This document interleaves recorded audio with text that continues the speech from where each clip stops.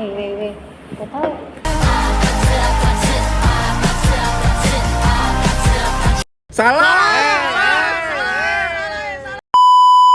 Sekarang tuh makin banyak UMKM yang pakai perbankan syariah berbantu usahanya. Iya weh, pernah Kak juga baca soal itu. Katanya tuh perbankan syariah itu cocok untuk kaum-kaum UMKM karena katanya bunganya tidak terlalu tinggi. Nah, benar sekali, Kak. Karena sistemnya itu tuh bagi hasil. Kalau untung nih, dapat sesuai kesepakatannya mereka. Terus kalau rugi, dari tanggung masing-masing. Menurutku sih ini lebih adil dibanding bank konvensional. Masuk akal juga. Kan kadang itu UMKM baru mulai usaha, jadi cash flow-nya itu belum stabil.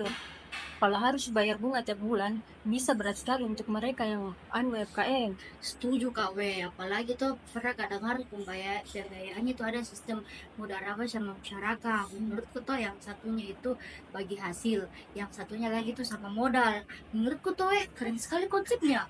Iya weh, dan dampaknya kerasa sekali, terutama buat pengusaha-pengusaha kecil di luar daerah. Mereka itu jadi punya modal untuk berkembang tanpa takut terlilit utang yang besar. Contohnya itu seperti pedagang di kampungku.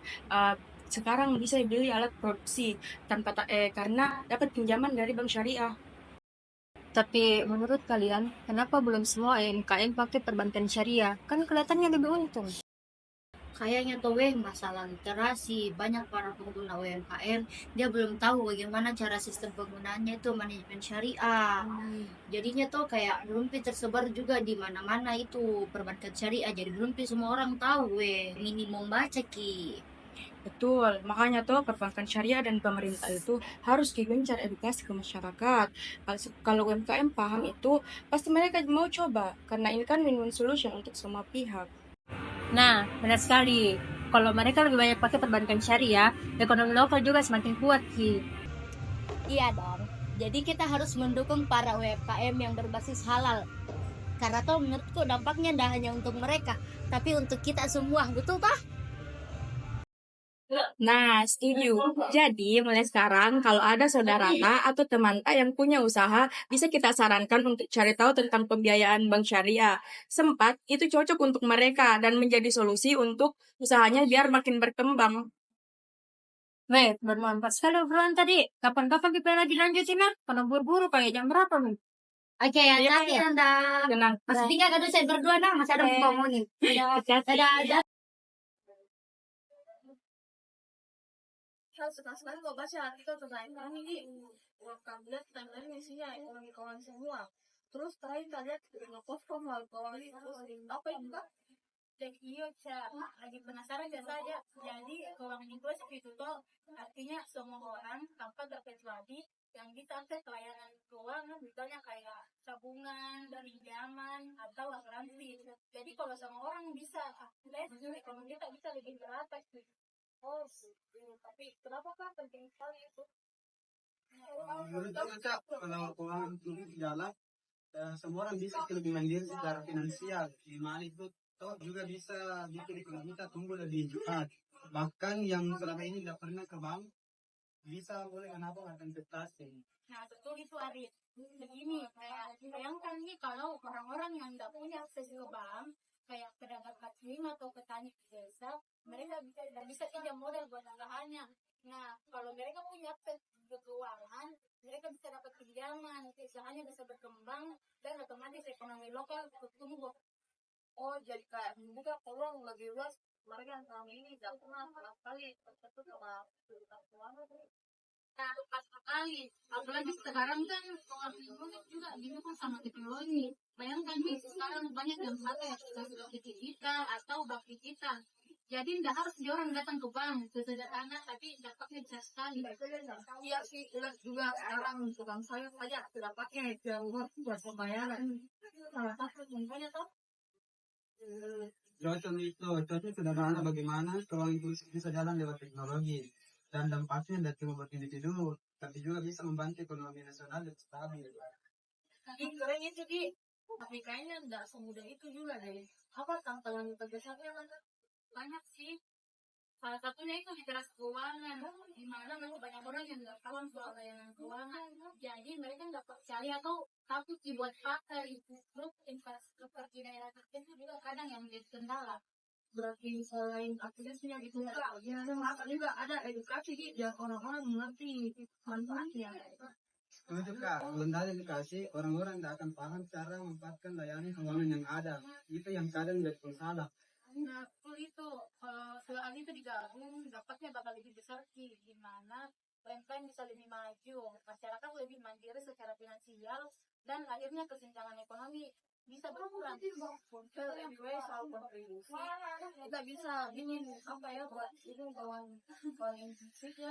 Bisa mungkin mulai saja dari hal kecil, misalnya ya jadi teman kita atau keluarga kita soal penting itu menabung atau pakai layanan digital buat transaksi. Kayak kalau misalnya kenalan tak belum tahu soal pembiayaan, kita dikasih tahu yang ada. Setuju kak. Kepikiran nggak juga buat bantu UMKM kecil di sekitar aku yang paham soal itu. Nah, bagus itu, Cak. Intinya, kalau semua pihak berkontribusi, pembangunan ekonomi yang inklusif itu bukan cuma mimpi. Iya betul sekali. Ini obrolannya seru sekali di. Kayaknya harus dibahas ini lagi sambil cari inspirasi buat aksi nyata. Iya toh, seru sekali bisa cari cara-cara lebih banyak untuk bantu lebih banyak orang. Siap, Cak. Next time harus dikumpul lagi sambil cari-cari ide baru. Tapi Oke, anak. Pernah kok Kak dengar soal keberhasilan Bank Syariah di Indonesia? Baca soal itu Kak sekarang. Serunya? Oh ya, pernah kan jelas, tapi nggak tahu detailnya. Apakah yang bikin masyarakat dan sukses? Sebenarnya itu adalah itu salah satu sekuritasnya Bank Syariah di Indonesia. Mereka sukses banget di Indonesia karena pendekatannya difokus ke layanan keuangan, tapi juga pemberdayaan masyarakat. Menariknya, gimana contohnya? Misalnya tuh mereka program pemberdayaan UMKM yang berbagai hasil. Jadi mereka nggak cuma mendampingi para perusahaan biar perusahaan sukses. Oh, kalau berbasis bagi hasil, berarti lebih adil ya. Kalau usaha untung, pelaku usaha dalam terbalik benar. Nah, iya anak. Makanya ini jadi pilihan yang aman buat pelaku usaha kecil. Selain itu, Bank Syariah ini juga mendanai proyek-proyek halal dan tabung bunga. Deh, keren ya. Tapi kalau di luar negeri gimana? Bank syariah juga sukses sih. Ya, sukses dong. Contohnya Malaysia. Di sana itu ada bank seperti Bank Islami yang berhasil bersaing secara global. Mereka bahkan punya produk-produk inovatif kayak sukuk hijau yang dananya dipakai buat proyek lingkungan. Suku hijau, itu maksudnya itu. Ini juga semacam organisasi syariah, tapi khusus buat proyek-proyek yang ramah lingkungan. Kayak contohnya kayak pembangunan energi terbarukan atau konservasi alam. Tapi menurutmu, kenapa bank syariah bisa sukses itu? Salah satu alasannya tuh karena mereka sesuai dengan nilai-nilai masyarakat, prinsip dari syariah itu universal, nggak cuma buat Islam, tapi kayak transparansi, keadilan, sama etika bisnis. Jadi intinya bank syariah berhasil karena adaptatif dan punya dampak sosial yang besar ya. Nah, iya. Dan kesuksesan itu mereka itu tidak cuma soal keuntungan, tapi juga kontribusi nyata ke masyarakat dan ekonomi. Wih, serunya bisa dapat ini ya, lucu. Kita aja, jadi kalau makin tertarik loh buat tahu lebih banyak soal ini. Mungkin kawan-kawan bisa tertarik tahu lebih banyak lagi. Setuju ya. Kita bisa share studi kasus lain biar makin paham bagaimana Bank Syariah ini bikin perubahan. Même dans un sommeil